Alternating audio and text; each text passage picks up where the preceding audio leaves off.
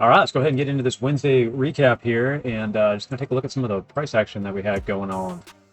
So you can see that we marked up the charts today with the fixed range volume profile here, and from there we went ahead and ran our daily market review through the Kabroda trading battle box, and we got our key levels on the chart. And the key levels were to kind of look at them and break them down. Here we had the 30-minute candle, and then we had a breakout trigger and a breakdown trigger, and then we had our daily support down here and a daily resistance up here. Now you can see we were kind of trading right up against this weekly candle high, and down here is the kind of the point of control in the last 24 hours, plus the weekly from last candle's point of control as well, right up here. Now we did have this higher time frame up here is the high for the last week's candle, but which kind of showed that we may want to gone up that direction, but according to the 15-minute, we were kind of wishy-washy. If you got to that 4 hour, that's kind of the area that we were looking at possibly running up higher. And at the time we were starting to get this reversal. You can see right through here, here's the change of the session, and this started to get tighter into the day. After this candle though, we couldn't really break through this area, and we actually closed, or we opened right here as we closed right here on the candle bodies. We did kind of go up, and I'm going to go ahead and show you this price action right here.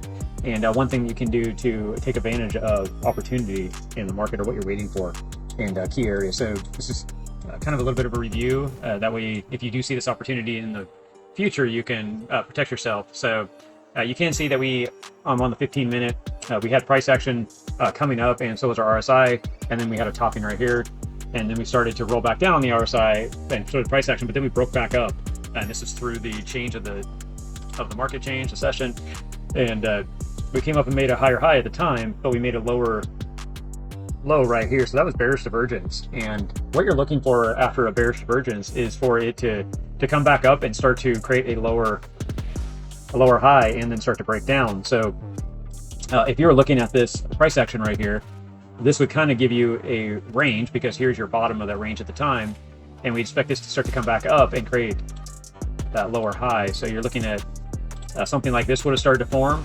and what you need to see is for this to start to break through this range right here, because you have this is point of zero, if you will, contact. That's the first point of contact for zero. Here's the high, and that's the start of the transition. So then you need to have to be able to make a point of connection. You need to have 2 dots or 2 points, and so this would have been the first point. Here's the second. Here's the start here. You would have watched to see if this was going to make a second point of contact, and then have this break down and then connect again. Well, then you know you're reversing and we're rolling over, and this bearish divergence is in play. But one thing that we're looking at here is really this, it just kept going up throughout the day. And every time that happened, you would just kind of move this along and say, okay, are we breaking down right here? And let's kind of wait to see. Nope, it went ahead and broke up again. So then you had another high. And this is the reason why I'm pointing this out, because a lot of people don't know how a trend ends. So they sit around and they guess. So this starts to break down. They think it's going to come up, so they jump in, put their stop right above the high here, and then they run this out. And of course you get broken. So then they move to the next, this high took out this high right here took out this one. So, yeah, we're about to break down this time. This thing's going to break down here. So what they do is they do the same thing. They put their stop above the high. They get in the market. They expect it to go down, and the next candle comes up and stops them out again. And you can see that this is a vicious pattern. And you can see right here, you're thinking the same thing. You're right here on the 21, on the 15 minutes. So you jump in, put your stop in, and then it wrecks you. So that's why I'm pointing this out, so you can look for ways to protect yourself. And what you're really doing is waiting for this to roll over, right? Break down, and then you're waiting for this to backtest. So this would move out again into the next area, and you'd be looking for this to start to break back down. So now you have this point of contact right here, and you're breaking back up against this point of contact underneath the 21. Now you do have the 200 right here, which makes it a little bit harder to take, but you can look at other time frames now and see, are they breaking down as well? So a good one to go to is the 5-minute. And my rule is, which I've talked about it plenty of times, is if you're above this 200, then you have to stay bullish, really. But for me, if I'm below the 21, so at price action right now, this is up here on the top of the 15-minute we were talking about. That was the highest high, and then we were waiting for it to backtest to give us a lower high. So you could say, well, here's your lower high right here, so I could jump in right here, but yet then you came down. Well, then the price action came back up, and the reason why I would not get in here is because you're above the 200 but you're below the 21. So to me, this is kind of you're in 50-50 zone. you're above the 200, so you're bullish. You're below the 21, so you're bearish. And that does make it quite a bit harder to take an entry. So you're watching for this to break down. Once it started to break down and start to break through our trigger again, and then it kind of back tested back up through here, and you can see that it really just tested up against the 200. So the 15 was showing this possibly breaking down, and same with the 200. And ultimately, this would have been the best place to enter because you're rejected off the 200, you're rejecting off the 21, and if you really want to be aggressive, you could enter here. You could enter here as well. Now, granted, this is in the evening, so this would be an evening trade. Of course, your main targets at this point is the breakout from the day before, and then you have the breakdown here on the daily support here. So those are your two areas of targets that you can look for. You can see we did break this down, and we're on the 5 minutes, so you had a little bit of energy here on the breakdown through this trigger area. If we go out to the 15 minute, you can see that it didn't give a lot of volume. It did give a little bit of volume, but not this. Not like you expect when you see volume kind of like this.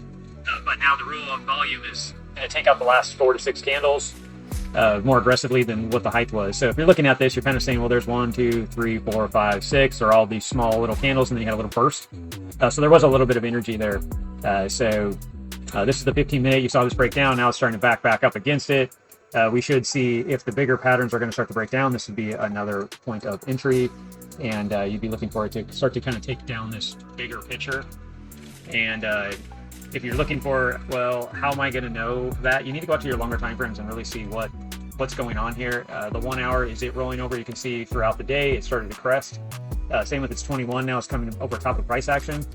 And you can see that our MACD is starting to roll over as well. And you crossed right here bearish, but we're still sitting up in bullish territories. But it looks like we're going to start to roll over and play out. Same with the 4 hour. Looks like it wants to roll over. So that was the bigger picture that I'll point out here is the same thing. So this is basically a double top here. They matched themselves, but this was a lower high to this higher high. And if you're looking at this, you're kind of more setting up for this behavior. So you had the run up, the bigger run up, the pullback, just like I was showing you here on the 15 minute earlier. And if you're looking at the bigger picture here, you kind of draw it up through this area.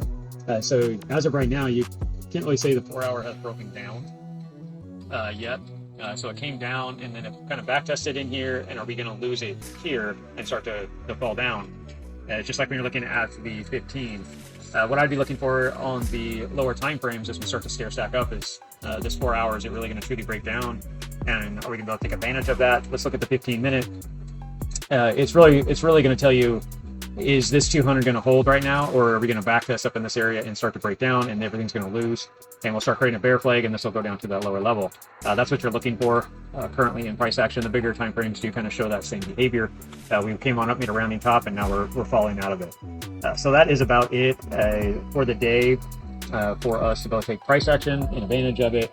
There was a trade in the morning right through here. If you were watching price action, you can see that it came through the 30-minute candle and started to break down. It found the 200 on the 15, traded along it, but then it started to come back up.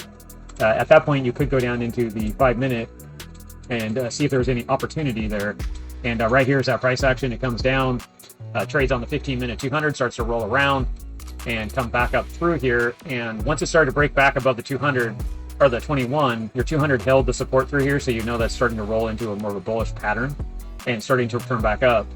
You can see this is a major zone right here, though, that we did break on or hit and then couldn't break through. You can see a big volume spike that came up. This should have showed continuation, meaning that they should have at least closed up on top of this support area, turn this into support by closing above it and start to go on up from here. But instead it broke up through and lost it instantly, which would have been a good sign to failure. And this is a good thing to look at on volume. You see the big spike, the big energy, and then you get to instantly starting to see it break down. And that is a good time for you to be able to just take your trade off. So to kind of take a look at this a little more, you'd already seen this rolling over. That's why you've been looking at getting into it. The 15 minute was showing the same. They both held the 200 for support. Once you got above, then you could say they both line up where you get the bull behavior. And really, you might not have got it out right at the top because you've been watching this and seeing how it plays. But let's say you went ahead and got out as it broke back down through here and you just got exited. That still would have been a nice little profit on this trade. So that would have been a good opportunity. And then really you wouldn't want to take anything after that because it's not really setting up, right? It's between the 200 and the 21, and it just kind of sits in there. Every time it tries to get up, there's no energy left in it anymore, and it's just kind of trading along. You could, if you were really wanting to get into a trade, you could have dug into it in a 1 minute or analyze a 15 count like we're talking about. But at that point, you were already starting to create that behavior that I was showing earlier in the video, where it was creating this bearish divergence, and you wouldn't want to keep getting in these and pushing up. And that 15 minutes kind of showing you that same behavior throughout the price action through here, where you're between the 200 and the 21. Every time you start to break back up, you're already sitting right up here where the rejection zone was. And ultimately, you're really looking for it to start to create this kind of behavior, lower highs, lower high, and then it rejects, and then creates a higher high, and you can see that happening in the bigger time frames. So that is about it, guys. Hopefully you got some good information out of this. Definitely the goal was to show you kind of price action and how to analyze it, learn how to read it, build out your key levels for the day so you always know what you're doing and why you're going to do it. Always see how price reacts in those key areas, and that way you can take advantage of opportunity when it presents itself. It's just like we were talking about earlier. Here it is again, starting to present itself. I'm showing you this, and we are showing you the rollover. We were talking about that here in the 15-minute. Of course, your main targets at this point, we're watching for this to go ahead and break down. I want to see it clear this area here on this purple line, which was a breakdown trigger from the last previous support. Of course, the 200 sitting there, this should break on down. Then we're looking for it to clear this area, and then we're looking for a lower level. I do see the market looking for a target, a bigger target, back down into these mid-execution zones for last week's candle. Would not be surprised if we did not see the price action somewhere down here very soon. So that is about it.